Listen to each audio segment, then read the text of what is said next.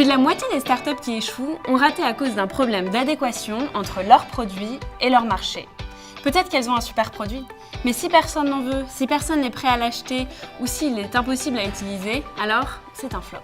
Et en parlant de flop, est-ce que vous vous souvenez des Google Glass lancés en 2015 dans un échec retentissant? Le prix était exorbitant et les gens n'avaient pas envie d'être filmés à leur insu. Elles ont été relancées en 2017 avec une nouvelle cible commerciale et une nouvelle proposition de valeur. Elles ciblent désormais les grandes entreprises innovantes qui ont envie d'augmenter la productivité de leurs salariés. Si vous voulez éviter ce genre de flop et convaincre les sponsors d'investir dans votre projet, il faut montrer que vous avez bien identifié 3 choses. D'abord, une vraie proposition de valeur, une réponse à un vrai problème important et grandissant pour vos utilisateurs. Démontrez que vous connaissez la souffrance et le besoin auquel vous répondez chez eux. Ensuite, votre cible. À qui allez-vous vendre votre produit? Et parmi ces gens-là, quel est votre cœur de cible?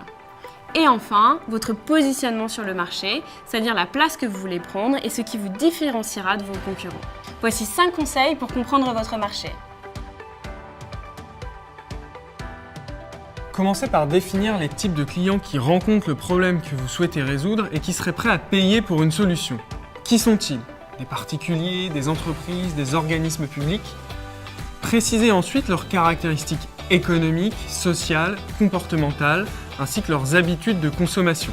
Recherchez enfin leur nombre dans la zone géographique que vous souhaitez conquérir et leur niveau de dépenses moyen dans votre secteur d'activité. Parmi ces cibles, il est essentiel de repérer votre cœur de cible, bien souvent vos early adopters. En effet, vous ne pourrez pas commencer votre startup en vous adressant à toutes vos cibles en même temps. Un bon exemple pour comprendre est PayPal, avec le succès que l'on connaît aujourd'hui, c'est d'abord lancé en s'adressant uniquement aux commerçants eBay. Les études de marché, d'opinion et de tendance sont essentielles.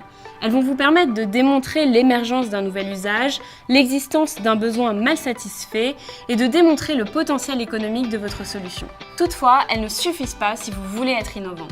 Pour ça, allez sur le terrain, allez à la rencontre de vos utilisateurs et observez leur environnement et surtout, mettez-vous dans leur basket afin d'identifier 3 choses. Pourquoi le problème est important pour eux? Pourquoi ils n'ont pas réussi à trouver une solution jusqu'ici? Et enfin, qu'est-ce qui va être incontournable pour eux pour qu'ils choisissent votre solution plutôt qu'une autre? Faites la liste des endroits où vous pourrez les trouver, prenez rendez-vous avec eux et allez à leur rencontre le plus vite possible. C'est le jour J, vous avez votre premier rendez-vous avec un futur utilisateur et on le sait bien, la tentation doit être grande de lui demander directement son avis sur votre solution. Attention, à ce stade, ça serait une erreur. L'objectif du jour n'est pas de tester votre idée, mais de mieux comprendre l'utilisateur et le problème auquel il est confronté. Ces conseils sont issus de la méthode d'innovation dite Design Thinking qui est centrée sur l'utilisateur. Pour mener cet entretien, préparez une série de questions ouvertes pour mieux comprendre comment l'utilisateur ressent la situation actuelle. Si vous deviez créer Uber, des questions pourraient être « Racontez-moi votre pire et votre meilleure expérience en taxi ». Qu'est-ce qui vous fait choisir un mode de transport par rapport à un autre? Ou encore, si vous aviez des super pouvoirs, quel serait votre mode de transport idéal? Un conseil décisif, toujours demander 5 fois pourquoi après avoir obtenu une réponse. L'objectif est de creuser ce qui a de la valeur ou ce qui est de la souffrance pour l'utilisateur, et croyez-nous, cela ne vient jamais à la première réponse. Enfin, ne demandez pas à vos utilisateurs ce qu'ils aimeraient comme solution, mais creusez ce qu'ils valoriseraient dans les solutions possibles. Une citation pour bien comprendre. Henry Ford a dit « Si j'avais demandé à mes utilisateurs quel moyen de transport ils voulaient, ils m'auraient répondu des chevaux plus rapides. » Les gens ne sont pas capables d'exprimer ce qu'ils veulent ou bien ne le conscientisent pas assez. C'est votre boulot d'arriver à le sortir. Pour construire une solution attractive, c'est important de comprendre qui sont les autres acteurs du marché, et pas seulement les concurrents. Un exemple. Sur le marché des vélos en libre service à Paris, il y a 2 concurrents, JCDecaux et la PME Smooth. Mais il y a aussi des offres de substitution, comme le métro, le vélo, le scooter. Et enfin, des offres complémentaires, comme les casques à vélo. Repérez les acteurs de votre marché, recueillez un maximum d'informations sur eux par Internet et par votre réseau, et allez même les rencontrer pour explorer leurs forces, leurs limites, et pourquoi pas envisager un partenariat ensemble. Synthétisez ensuite toutes ces informations dans un tableau. Vous le savez très bien, un marché n'est jamais figé, cherchez donc ce qui pourrait le faire évoluer. Y a-t-il un contexte réglementaire ou des décisions juridiques qui vont bientôt tomber? Existe-t-il des groupements d'acteurs qui peuvent faire évoluer le marché dans telle ou telle direction? Et enfin, existe-t-il des innovations de rupture qui vont faire bouger les lignes?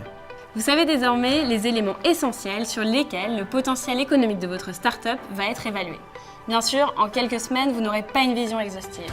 Mais ce qui compte, c'est de montrer les signaux encourageants qui vont donner envie aux sponsors de vous faire confiance pour aller les creuser. En résumé, voici les 5 conseils pour comprendre votre marché.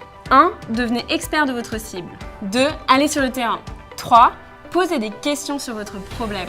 4. Analysez les autres acteurs du marché. Et 5. Repérez ce qui peut influencer ce marché. Découvrez maintenant comment vos collègues intrapreneurs sont allés à la rencontre de leur marché et de leurs utilisateurs.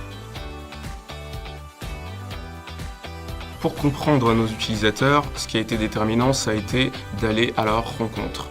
Ce qu'on s'est dit dès le départ et qu'on a fait immédiatement, c'est d'aller les voir dans la rue, au Pôle emploi, en bibliothèque, à la Japan Expo, enfin là où ils sont et là où ils utilisent la technologie.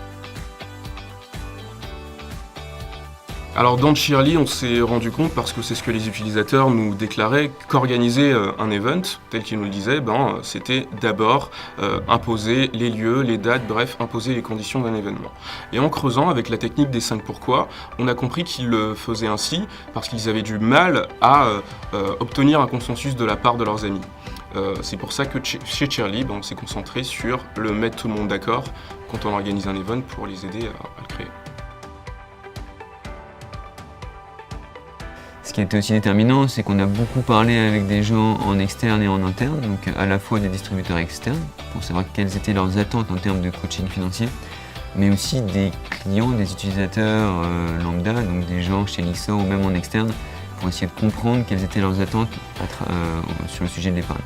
Pour comprendre mon marché, il y avait 2 façons de faire. Soit on allait voir les acteurs, toutes ces fintechs qui commencent à apparaître un peu partout dans notre industrie, et on les voyait comme des concurrentes ou comme des personnes avec qui on pouvait travailler de manière complémentaire. Et c'est cette deuxième option qu'on a choisie, et en fait, tous ces acteurs, ils nous ont énormément appris en termes d'expérience client, en termes de digitalisation des process, et on s'est beaucoup appuyé sur eux pour concevoir notre produit et essayer de sortir quelque chose qui soit complètement en adéquation avec ce qu'eux-mêmes proposent en termes de produits.